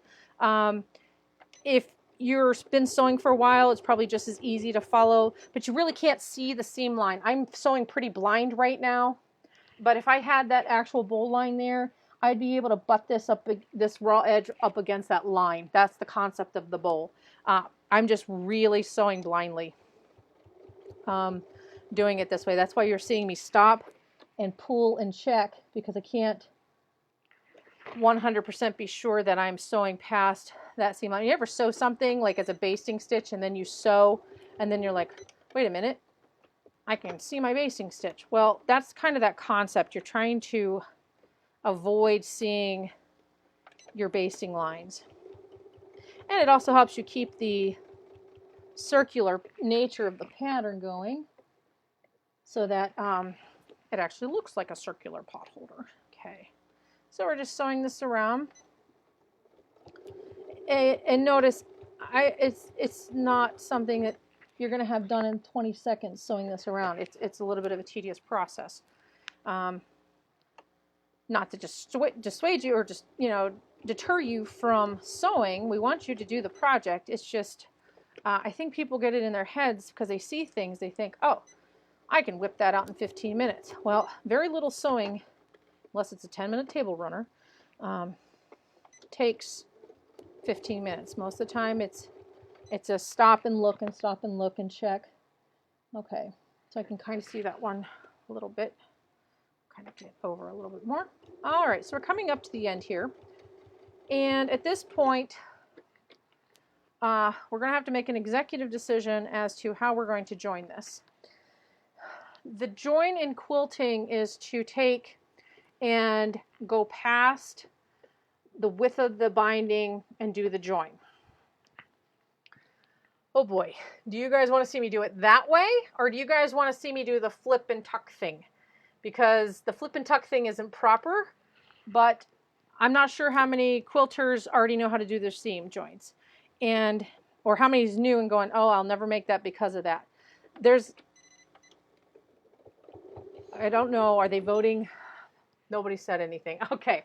Just give it a second. Okay. Because they might be catching up. All right, they're probably catching up. Okay, I'm going to pull this off for a second so I can explain to you what I'm asking. Yeah, okay, that's fine. Yeah. Just because I'm worried. You need to go home. Okay. It's snowing. Leah needs to leave. Thank you for helping. I miss you guys already. She'll see you Friday night, Yes, barring any more course. snowstorms. Proper way. Okay. The proper way. The proper way. All right, we're doing it the proper way because Mrs. Westmoreland said so. All right, bye, honey. Love you. All right, so here we go. What I'm going to do is Make sure you zoom out, okay? Yes, I will zoom out. Some people are saying flip and tuck. Flip and tuck. Oh boy. We all learn something new. Paula, you know how to. I think the proper way. Oh no. Okay. We got flip and tuck. I think the proper way. Can you do like a half? I can kind of do a half and half. All right, let me try and show you guys a half and half on how to do this part. All right. We will. Okay. Thank you. She's leaving at the hard part. Nice going, Leah. No problem. Yeah. No problem, guys. All right. I'm going to take this. See how long this is? I'm going to take this and I'm going to have it meet right where I stopped sewing here on the right-hand side. Okay. And I'm going to show you, I'm going to clip that a little long, and I'm going to show you the flip and tuck. If I was going to do this as a flip and tuck, actually I'm going to trim this guy back just a hair. Okay. Okay. The flip and tuck is where you would fold down the raw edge, okay? You get that folded down, and at that point, it's almost like a finger press, because what you're trying to do is cover up the raw edge. And then you would take this piece and you would cut it. I always cut it on an angle, and you would stuff that little piece in there like so, and you would flatten it all out like that. And then at this point, you finish sewing around. Does that make sense? So this is like the worst fabric to show you a flip and tuck, because you can't see the florals, okay? But let me show you again. You would fold down this edge on the left side so that it's not a raw edge anymore. Flip that back, and then this piece, you would trim that off. Leave yourself plenty to go inside of there. You would smooth that out, and then at that point, you'd be able to continue around with your seam. Okay, that's the flip and tuck. Yeah, Val's for the flip and tuck. You can do it that way, and you know what? Do it. Like, if you want to do it that way, that's how you do it, though. I'm going to do it the quilter's way, because I also have quilters that are very nervous about bias all the time, because in quilt world, it's shown like 30 different ways, and everybody has their secret way of doing it. None of it's wrong. It's just their way of doing it. Okay, same concept. Okay, but in this case, I'm leaving this raw edge. I'm not going to turn that under. All right. Now, on a circle, it's really hard to get this just right because it's a circle. But basically, what I wanted to do is I wanted to come right up to where it's meeting this right here. Okay. And I'm kind of leaving myself a little, because I know me and I always end up going a little too short. And I have to keep in mind that that's there. So this is meeting this piece right together. This piece I'm going to place over top of that left-hand side piece. Okay, so here's the left-hand side. Okay, it's meeting this right here. I'm flipping this piece over top of it. Okay, at this point, I'm going to take a piece of my other, like I have some excess binding. Okay, the width of my binding is 2.5 inches. Right, if I put this down here on my little ruler on the front of my Elna, the width of my binding is 2.5 inches. I'm going to lay that right where those two join together. Okay, so right here is where they join. I'm going to lay that right there, and that is how I know where to trim this piece. Okay, I hope that makes sense. So this is 2.5 inches from here to here, the width of my binding. That is the width I'm trimming this piece away. Now don't cut this bottom piece. Do not cut that. You're just cutting away the top piece. So I'm going to lay that down, and from where they join, that edge, I'm going to leave myself just a hair because we're on a circle. Okay, now I have trimmed away that excess from this piece. Now what happens is the flip. The flip is the hard part because you can get it wrong. And yeah, Paul, I agree with you, but I'm going to show it this way too. So yeah, and this might be easier way. Yeah, it's going to be easier, but now we're into it, so I have to do it. Okay, so at this point, the way that the bias binding works, and it's only going to take me an extra minute to do it this way, so because we're almost done. Okay, so at this point, what happens is you open up, and I always flip this the wrong way. You open up this one. You open up this one, they go together at a right angle like when we originally made the bias binding in the first place. And because I have visual backwardness, that's what Leah always says, I always put a pin there to make sure that if I sew that down, it's going to flip right. I want to make sure my folds are together and that my raw edges are going to end up together. And as many times as I do this in a year, okay, if I pull that, we're going to make sure that we have that right. Okay, let me make sure one more time before I go sewing this. Yeah, okay, I think I have it. It's on a very awkward angle. It's very weird, but we're doing it because we should. All right, so at this point where I place the pin on that diagonal is where I'm going to sew those pieces together. And yes, this is very tedious. The flip and tuck would probably be the better choice here, but we're going to do it. And if I screwed this up because I flipped it wrong, we'll probably just end up going back to the flip and tuck. I did it right. Okay. No, I didn't. I twisted it. I did. I twisted it. So we're going to do the flip and tuck because I twisted it. I went the wrong direction with the one. So, and it is really tedious. So we're going to go back. I did this the other day when I made the pot holder too. I twisted it the wrong direction. Even though I pinned it and I thought I had it, I probably should have gone this way with it, and I went this way with it. So flip and tuck can still happen because I have all this extra. So we're going to fold that under right there. Okay, we're going to fold that under. Ugh. And we're going to cut that in probably at like an angle like so. And I really need to hit that. Okay, pull those strings out. Okay, and at this point I can stuff it back under here. And if you're disappointed because I didn't quite do the bias binding like a quilter, we will have another project, I'm sure, coming up. Next week's project, matter of fact, where we'll do it not on a circle, okay? And you guys can see it get done. It'll give you a reason to have to come back. No, I'm joking. Okay. Oops, he's stuck. I have this edge on my 1/4 inch foot that gets stuck in these little pieces. Okay, here we go, around the corner, all done. Yay. Okay, now at this point, we're going to trim. Okay, we're going to trim around the outside edge. So get your handy dandy scissors. And if we had trimmed this ahead of time, it really would have given us kind of an awkward sewing thing. Having these extra edges to help maneuver things around during the binding addition process does seem to really help. So we're going to trim that. Okay, right around. Okay, so we have this. And now we're going to go around and flip this back. Okay, all the way around. Look how cute that is. And, okay, so now we have that. Yours should probably be looking about the same. Opposites attract. Helps me remember that way that goes. Gary, yeah, absolutely. Honestly, it's a circle thing. I did the same thing when I made the first one. I flipped it the wrong way. And I see that wrong all the time and have to tear it. Yeah, I do too. And, like, Leah laughs at me because I always have to flip the printer paper around a certain way if I'm trying to, like, do reverse things. And, okay. I'm just very, very visual. Okay, so I trimmed that. I did my initial trim. Now I'm going to trim this even closer. I don't want to cut the stitches, okay, but we're going to cut that to almost like 1/8. Very, very, this is slow process. Do not rush this, okay, because I don't want you hitting your stitches, but we're really going to trim that close, really close. Take your time.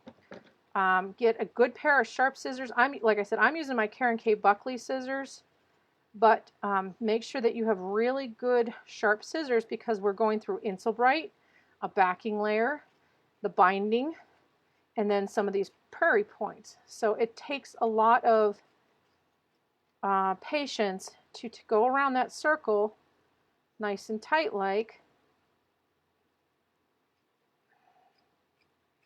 Okay, and we're getting that real close.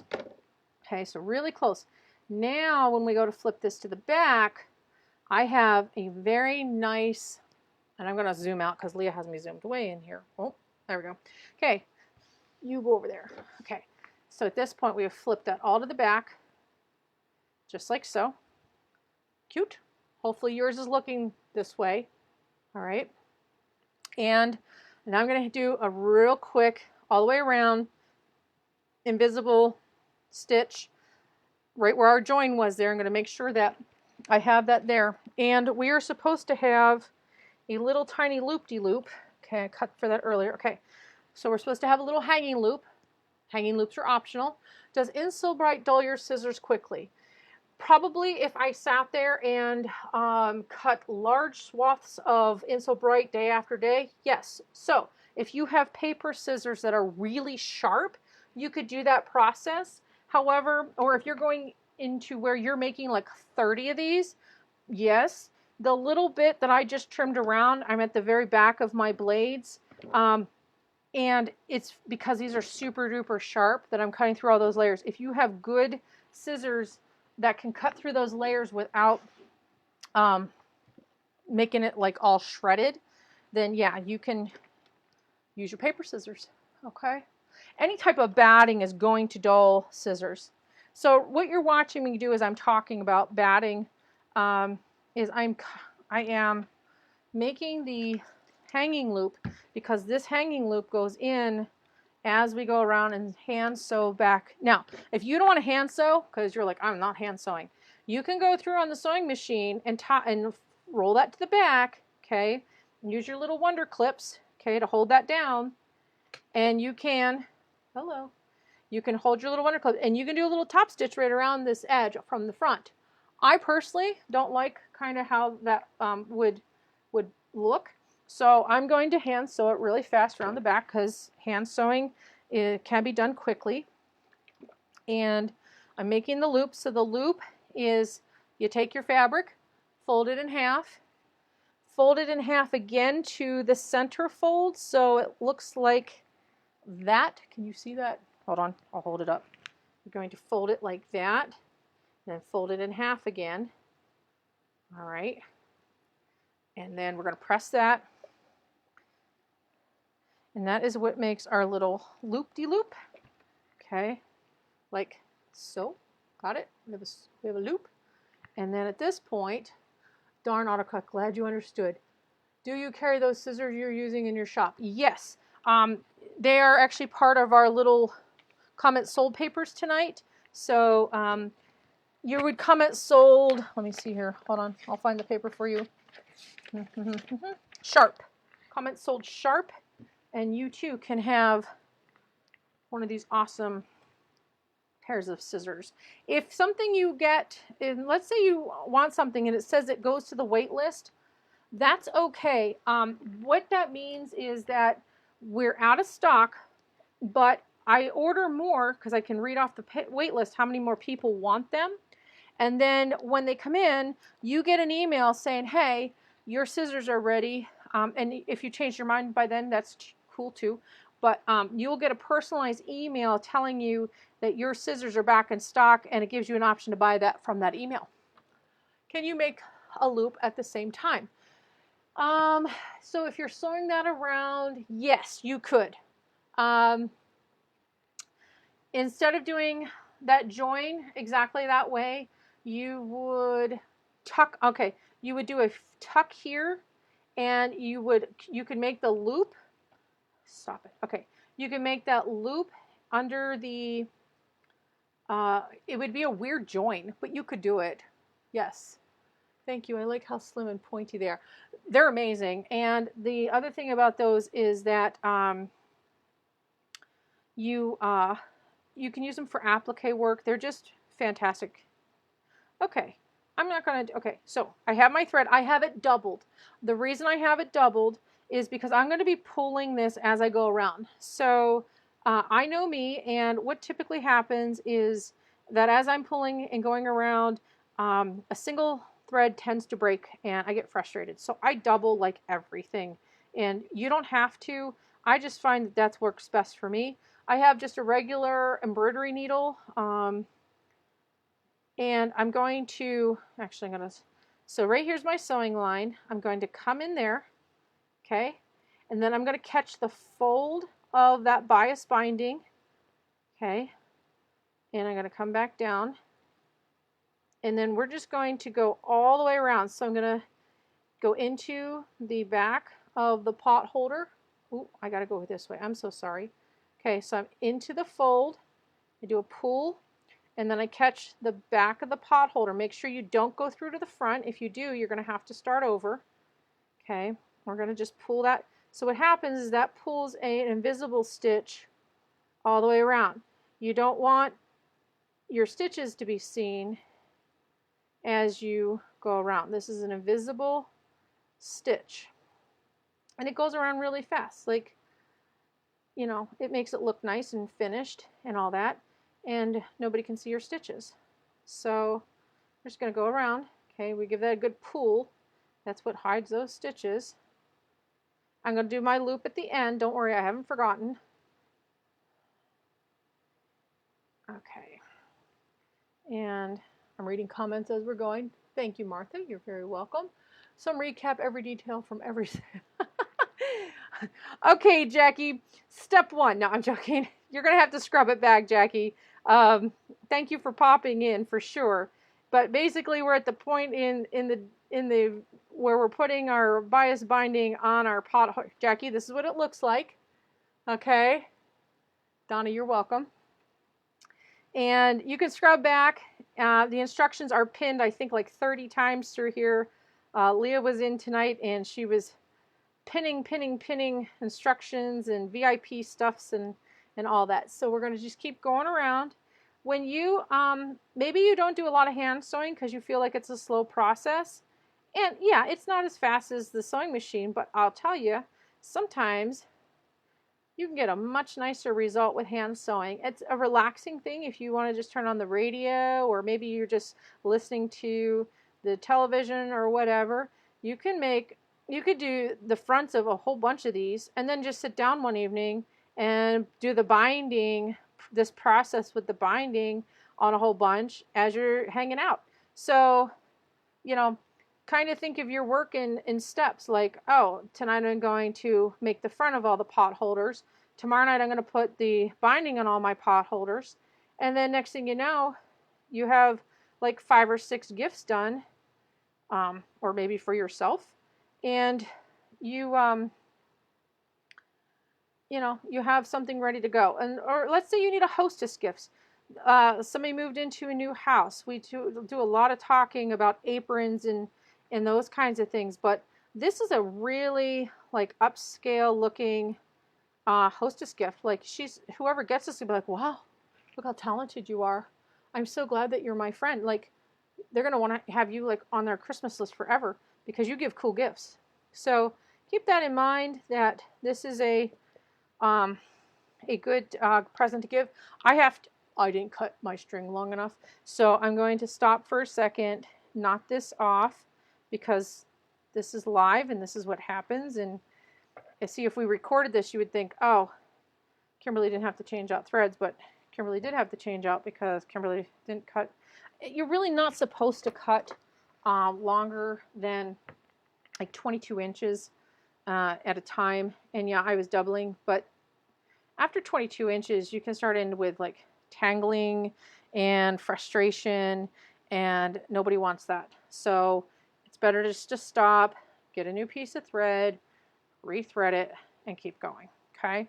It's not a big deal. Nobody's going to know that you did that. Nobody's going to go, oh, she changed threads. Nobody knows, because you're going to hide everything. It's all behind the binding. See? So just going to keep going here. All right. Tuck everything in. Voila. Hello. Thank you. Okay. And I am just using the sewing machine thread off, the Metler thread off the sewing machine. So I'm not using anything like high speed here. It's just doubled sewing machine thread, because why not? All right, getting ready to put that loop on. We're coming down to the edge here. And I will tell you, we used a 2.5 inch wide strip for the binding. This makes my life so much more comfortable when I can have room to work. There is nothing worse than binding that is so tiny that you're sitting there hating life because you can hardly get it to roll to the back, and you're like, why am I doing this project? Because now you're just frustrated. So if you're comfortable working in 1.5 binding, knock yourself out. If you're like me and you need room to work, then 2.5 it is. Okay, so we have our little loop-de-loop. I'm going to tuck that right where my join was. Okay, I'm just going to shove that in there. He just got shoved. Shove him right in there. Okay. And I'm going to finesse that under a little better. Okay. All right, and here we go. We're going to stitch that right around. And you're going to have to look at it, but you have to catch all your layers. Okay, we're going to keep going here. That's why you want really good sharp needles so that you can go through this process. Maybe you need a thimble to go through the thicker layers. That is just fine. I like thimbles. I think thimbles definitely have a place in this world. I know they seem old-fashioned, but a good thimble is worth everything you pay for it because it really can save your fingers from a whole lot of heartache, okay? So we just stuck that through there. Am I done? Yeah, I went all the way around. All right, so one last stitch. We're going to give everything a good pull, okay? Tuck, tuck, tuck. All right, and at this point, I'm just going to make a loop. Why are you there? That's from another project. Okay.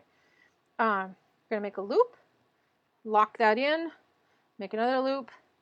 This is my 7th grade home ec teacher's way of nodding off, which I love. And then we're going to tuck that up inside there, and we're going to pull that through. We're going to pull that in there. Nobody's ever going to see it. We have our loop, we have our potholder, and we have success. We did it. Okay, so what do you think? Good? Okay, yeah, Linda, you can go back and watch. I have to have at least 2 1/4 inch binding. Yeah, Linda, go back. You can scrub through to the beginning, or yes, you can watch it this weekend, and we'll just leave it up, and you and your buddies can watch it and make your own pot holder. So let me, okay, so I'm going to leave this here for just a second so I can read because Leah left. She had to go home. It started to snow, and we want her safe and sound. So, well, thank you, Lorraine. Even though I need to go and watch the video, I missed it. Project bag, yes, project bag is still listed. Think I'm practiced with a Valentine pot holder tomorrow. Yeah, you can do a Valentine pot holder tomorrow, absolutely. Let me just go through the papers real quick, and then if you guys have questions or you want to see something, let me know. But I will go through the papers for the store. The store is open. You can shop, absolutely. But we used some Wonder Clips and to hold things, and that's comment sold hold. And then, of course, we have the Insulbright that we use so that we don't burn anything and our fingers won't get hurt. So you're going to comment sold ouch. That's a yard for $3. Our perfect little holder here that helped me keep everything in order, you would comment sold perfect. And then you choose the color mint, pink, aqua, or white. These are really nice. Like, they don't get enough play. The needles in the sewing machine were comment sold sews. Those are the Chrome 8012 by Schmetz. Okay. The Karen K. Buckley applique scissors, you're going to comment sold sharp. And then the mini Stripology ruler we used in the beginning to cut was comment sold strip. And I think that is everything. And thank you for all the comments. You guys are so nice. You guys are wonderful. Let me go back up so I can say, oh, let's see here. We'll go back to this one. Okay. We did it. Okay. How cool. Let me go back. Okay. How cool is our little pot holder? All right. And now you understand the process. And that was why we did the project, because they look really, really difficult, but they're really not. They're time consuming just a little bit. But if you, again, cut out a whole bunch of fabrics at the same time, and maybe you do 4 or 5 of them, these are really great hostess gifts, secret sister gifts, Christmas gifts, birthday gifts, whatever. Whoever you give this to, well, they probably, if they're your friend, they love you already. Or if they're your family member and they know that you make really cool things, they're going to be so excited to get one of these from you. So definitely take your time. Don't worry about colors. It's still going to look amazing, because we have to remember it's like a bolt of fabric. It's really hard. It's really hard to go, what am I going to do with this huge piece of fabric? But you have to imagine that a lot of times in quilting, we're cutting pieces and they're only about this big. So sometimes you have to stand back and just look at things on a very small scale. So keep that in mind when you're choosing your colors and lay them out. And typically certain things just kind of go together naturally. Look in nature, you know, you'll see browns and greens together, or you'll see purples and yellows together, and that will give you a good starting point as well. So I hope you enjoyed the project. We'll be back here Friday night for our live show. We have new fabrics to show this week, some pre-cuts as well. We're really happy because the powers that be sent us fabric, because finally they're starting to get some of their fabric orders in, which is a nice thing. So we'll be back here at 7 p.m. Eastern Standard Time. And next week we're going to be doing the shamrock wall hanging, and that's Tuesday afternoon at 1. However, you can always go back and watch it if you have to work. I understand. And then we're going to be loading a whole slew of other classes that are going to be coming up. So we have a lot of great projects in the next couple of weeks. So definitely join our VIP page. Check out our YouTube page for other classes. We will be posting these up to YouTube as well. And then if you want to join our newsletter, just shoot me an email at pitsewing@gmail.com and just type in the word subject line subscribe, and I'll throw you on to the newsletter. We only send out one a week, and we're just so excited you joined us. So be a blessing to somebody in your life. Try and smile and do a great fun project, and keep sewing and keep working on your skills, and they'll get better over time. And the more you use them, the better you'll be, and then you can share all these cool things with your friends and loved ones. So thank you, and have a good rest of the evening. We'll see you back here on Friday.